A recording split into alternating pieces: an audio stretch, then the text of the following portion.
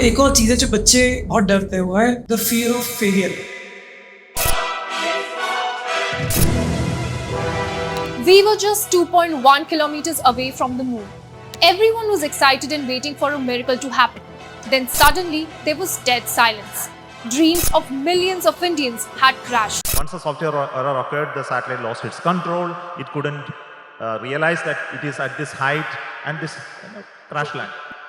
तो ये जो फियर है फेलियर का, मतलब आपके अंदर भी रहा होगा। How do you deal with it? JEE में जब स्टूडेंट्स कर रहे हैं उनको पता है कि क्योंकि बहुत लोग हैं कंपटीशन में, छोटा सा भी उन्होंने मिस्टेक किया तो रैंक कहीं से कहीं चला जाएगा। वैसे ही छोटा सा मिस्टेक यहाँ के सैटेलाइट कहीं से कहीं चला जाएगा। जो स्ट्रेसफुल सिचुएशंस हैं, चाहे वो एग्जाम में है या रियल लाइफ प्रॉब्लम्स में है या इस टाइप के विषय में है, you should be able to deal with it. Perfect, amazing. We start with a historic mission to the moon and the launch of India's Chandrayaan-3 spacecraft. This is the moment that it took off just under an hour ago. It entered Earth's orbit shortly after. हाँ, तो failure का fear हमेशा रहता है, ठीक है। हमें बार बार ये लगता है कि जब भी नया मैनूवर होता था, ठीक है, उससे कुछ टाइम पहले we used to be very anxious कि अब क्या होगा अगर थोड़ा सा गलत हुआ, क्योंकि मार्जिन ऑफ एरर बहुत कम है।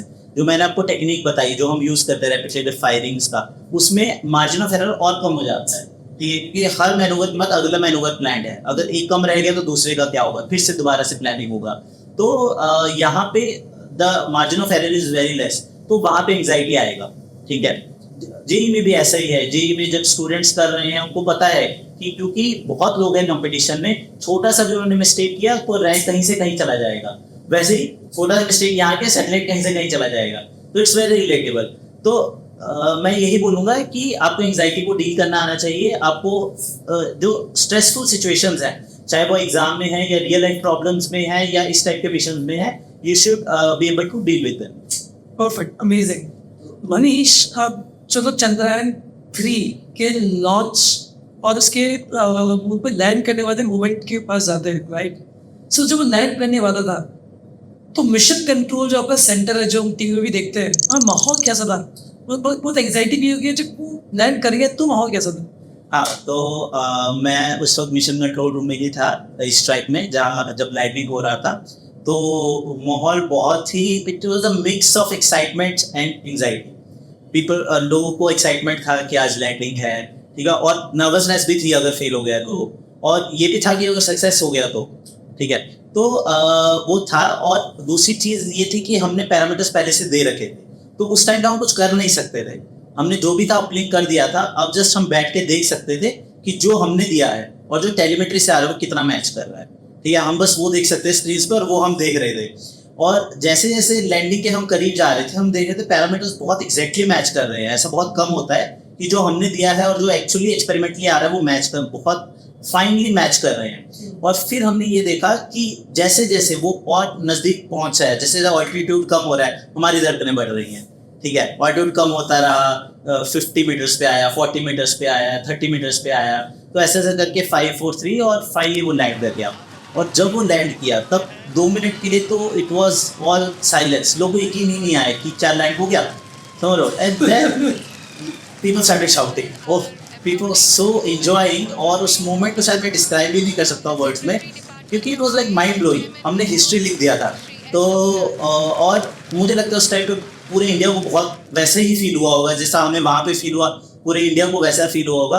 और सिर्फ ये नहीं कि हमने लैंडिंग किया, हमारा रोवर बाहर आया, हमारे रोवर ने मून का पूरा सरफेस स्टडी किया और उसने ऐसे एलिमेंट्स ढूंढ के बताए जो कि लोग जानना चाहते हैं, बाहर की कंट्रीज देखना चाहते हैं कि क्या एलिमेंट डिस्कवर हुए हैं, क्या फाइटिंग्स हैं चंद्रयान मिशन की।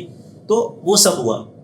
और मैंने अपने टेड टॉक में भी बोला है कि जैसे जो नील आर्मस्ट्रांग मूवमेंट था हमारे लिए, तो इसको ऐसा बोला जा सकता है कि it was a small step for rover but it was a giant leap for India. तो that is how I felt. Is giant leap for India and for the morale of all the Indians and especially these young students, right? अब suddenly, you know, ISRO is the new NASA, क्योंकि अब सबकी dreams में मेरा बेटा अभी वो 9 साल का है, वो सोते जागकर उस ISRO की बातें करता है, क्योंकि उसको लगता है कि यार कितना इवन तो मैं भी कर सकता हूँ, शायद बड़ा हो गया सब कुछ, है ना। सो दिस इज अमेजिंग। बट वो नासा की बात से मुझे एक बार थॉट आया कि क्या अपना जो ISRO है वो दुनिया की जो बाकी जो बॉडीज है, नासा हो गया, यूरोप का स्पेस एजेंसी हो गया, क्या आप उनके साथ भी कोलैबोरेट करके वर्क करते हो?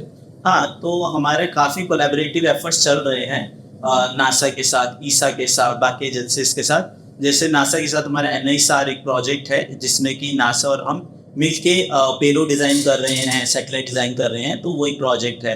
उस लिए बहुत सारे नासा साइंटिस्ट यहाँ पे आते हैं इसरो में, हम उनसे मिलते हैं और उनसे मिलके ऐसा भी लगता है कि यार ये भी हमारे जैसे ही हैं, ठीक है। इनका भी, अगर मैं आपको बताऊँ, एक इसरो साइंटिस्ट और एक नासा साइंटिस्ट को मैं कंपेयर करूँ तो उनका जो इंटेलेक्ट है, they are at the same level, उनका जो वे ऑफ वर्किंग है at the same level. Just that NASA के पास ज़्यादा फंडिंग है, वो ज़्यादा रिस्क ले सकते हैं, they do bigger projects. But जैसे जैसे हम भी ग्रो कर रहे हैं, we also will be able to do bigger projects. तो मतलब इज अमेजिंग। सो बेसिकली मैं बोलना चाहते हो, Indian scientist, people like you are at par with the best in the world, may be better. क्यों बेटर? मेरे हिसाब से क्योंकि आप लोग कम पैसों में, और अपनी हिस्ट्री भी बहुत कम है ना, नासा तो 1960 से काम कर रहा है, हमारी तो हिस्ट्री बहुत कम है। तो इतनी young organisation with young people like you are able to achieve what the world has not achieved. पहली बार the southern side of moon के ऊपर किसी ने अपना मिशन लैंड करवाया, which is amazing. So heads off to you guys. And हम सब लोग को इतना प्राउड मोमेंट था वो जब लैंडिंग हुई। तो अगर आप वहाँ एक्साइटेड थे तो यहाँ गूज़बम्प पूरे इंडिया को अपने पे सीरीज के सामने आ रहे थे। So this is a brilliant. So your final message to all these amazing students out there जो कि आपको एज हीरो देख रहे हैं। तो मैं स्टूडेंट्स को ये बोलना चाहूँगा कि लाइफ में सबसे ज़रूरी है कॉन्फिडेंस। आप किसी भी एग्जाम के लिए जा रहे हैं, किसी भी इंटरव्यू के लिए जा रहे हैं, जो एक्स फैक्टर है वो होता है आपका कॉन्फिडेंस और आपका खुद में बिलीव। अगर आप खुद में बिलीव करके कॉन्फिडेंटली, बिना किसी की बात सुने, क्योंकि लोग आपको बोलेंगे अरे ये मत करो, वो मत करो, तुम ये नहीं कर सकते हो, वो नहीं कर सकते हो। अगर आप उस सब को इग्नोर करते हुए खुद पे बिलीव करके यू कीप ऑन पुशिंग और आप अपने पैशन को फॉलो करो, then you can achieve anything. और मैं बताना चाहूँगा, जैसे मैं स्टूडेंट था, मैंने बीटेक नहीं किया IIT से, लेकिन फिर भी मैंने अपना पैशन ऑफ फिजिक्स फॉलो किया, मैंने उसमें गोल्ड मेडल लिया, मैं फिर उसमें IIT में गया और फिर मैं इसरो में गया और इसरो में अपने इतने कॉम्प्लेक्स मिशन हैंडल कर रहा हूँ। तो मैं ये बोलना चाहूँगा कि आप लोग भी ये अचीव कर सकते हो और just believe in yourself, follow your dreams and never under estimate yourself. Amazing. So brilliant. Thanks a lot, Manish. And so nice of you to have found time to talk to us and talk to these amazing students.